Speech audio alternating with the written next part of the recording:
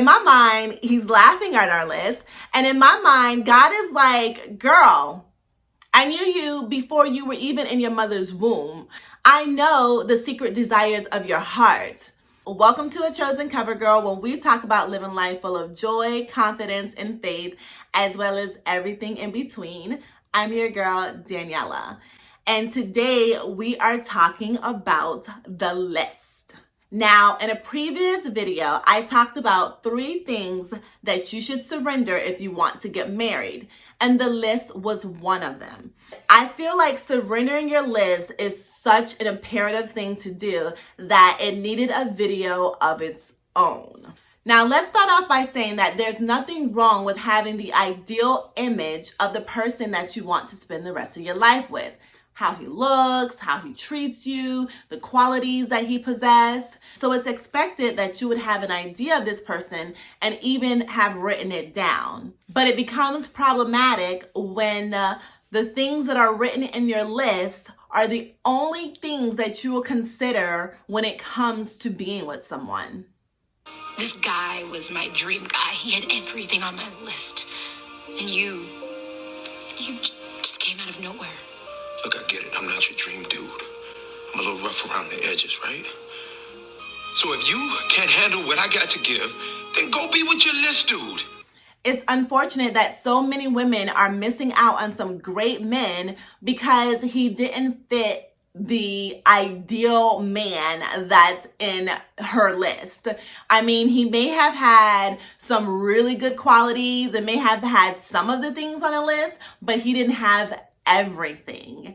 But if we truly look at the definition of the word ideal, it means the conception of what is perfect, but doesn't come into reality. So our conception of what is perfect, but likely does not come into reality.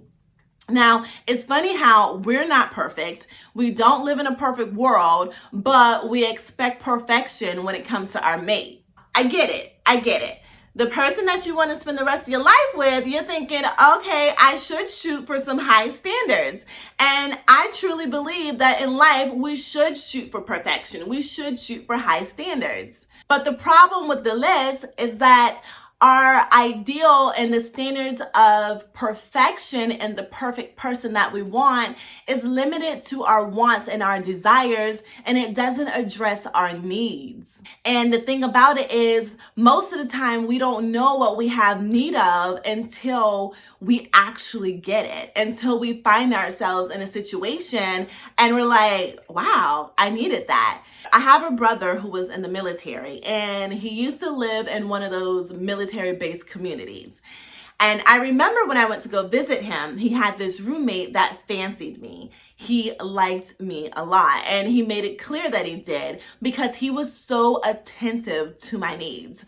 Before I even got a chance to ask for something, he would jump on it. Like, as soon as it comes out my mouth, he would, run off and get whatever it is that I needed. If I was sitting down watching television and it just appeared that I was uncomfortable, he'd come and give me like a pillow. Or if I looked cold, he would put a blanket on me when I was there, and when I cooked for them, he'd turn around and he'd cook for me. And he specifically asked me, what is it that you like? I want to make what it is that you want to eat. And I'm like, okay.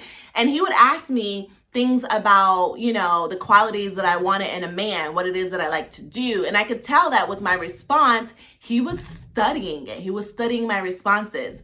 So there were so many things and examples of how he made it clear that he was interested and he was so attentive to my needs. After that happened, I was like, oh, okay, I need this in my life. And I decided to put that on my list.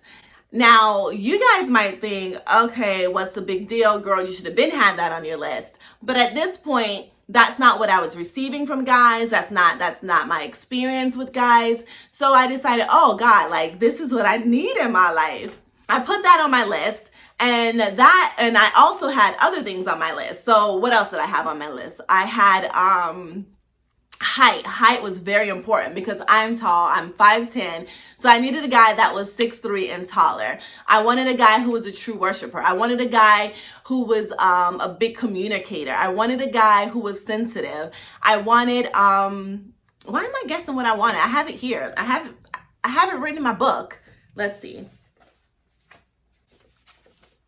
All right, I'm going to start again. So I have it in my book, Secrets of an Undiscovered Good Thing, A Church Girl's Search for Love and the Lessons She Learned Along the Way. So, attentive to my needs, sensitive, taller than 6'3". He had to be attractive. I said a true worshiper. He had to be outgoing, extrovert to the I don't know what. That's me. He had to be a great communicator. He had to be creative. He had to love me unconditionally. He had to find me beautiful in and out of season. He had to be wealthy in all areas of his life, faithful, intelligent, a gentleman. He had to be a friend like one of the girls. And he had to be everything that I don't realize that I need.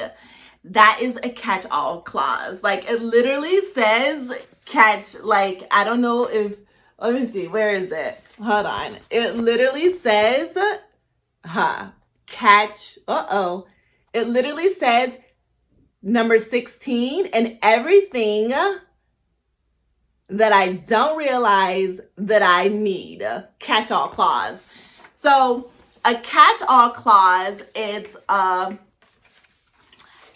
legal word. So it's a clause in a contract that pretty much includes all the possibilities that aren't necessarily listed in the contract. Like I said, I didn't know in that moment that I needed somebody that was going to be attentive to my needs. Like, there's nothing like not having to say what it is that you need or want in that moment and somebody already being able to read that, whether they're reading your expression, your body language, or whatever else. So I'm like, I need somebody who's going to be attentive to my needs. And then in that moment, I realized that there's so many things that I need that I don't necessarily know and that I don't necessarily know of right now in this moment. So that's what a catch-all clause is.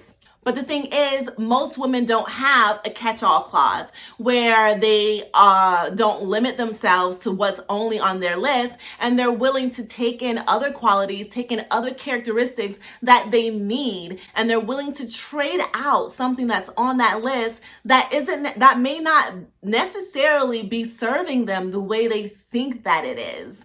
I share this all the time. When I decided to throw away my list and when I decided to finally surrender it all to God, that's when I got married to my husband shortly after. And I am excited to say that we are celebrating our 15-year anniversary at the end of this month. Now, I feel like when I finally surrendered it to God, he was like, oh, okay, now I can do this? Like, now you're putting it back in my hands. Now I can go ahead and hook you up with the person that I've always had for you, with the person who I know to be ideal, who I know to be perfect for you. In my mind, he's laughing at our list. And in my mind, God is like, girl, I knew you before you were even in your mother's womb. I know you from the crown of your head to the sole of your feet. I know the secret desires of your heart. I know the things that you are in need of at every stage of your life. And that's the thing. God is the author and the finisher. He knows the end from the beginning. So while we are over here at age 21, age 35, or whatever age, creating the list for what it is that we need in that moment, God knows what we need at every stage in every moment in our lives. So he knows what we need at year 5. He knows what we need at year 10. He knows what we need at year 15 to year 20. He knows that person, and he has that person for us who's going to ride or die with us at every stage. That person who's going to remain faithful. That person who's not going to get up and walk off when things get too tough. That person who's going to see you as the standard of beauty at all times through all seasons in your marriage. That's who he has for you. He knows. And the thing about it is, oftentimes, it's not the person who we expect it to be. Then he's perfect. But he only has a few things on my list. Damn the list. Same thing I was thinking. I never pictured my life with a man like him. Well, girl, then paint another picture. So ladies, don't limit yourselves to the requirement that's within the four corners of your list.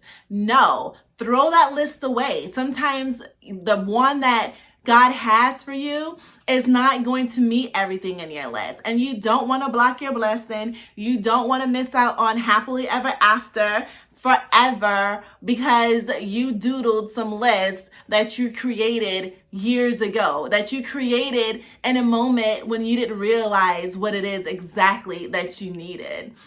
Trust me, ladies, trust you me. Be done with it. I know I say it's nothing wrong with having it and keep it, but I think it's better off if you just let it go and just be open to the person who God has for you.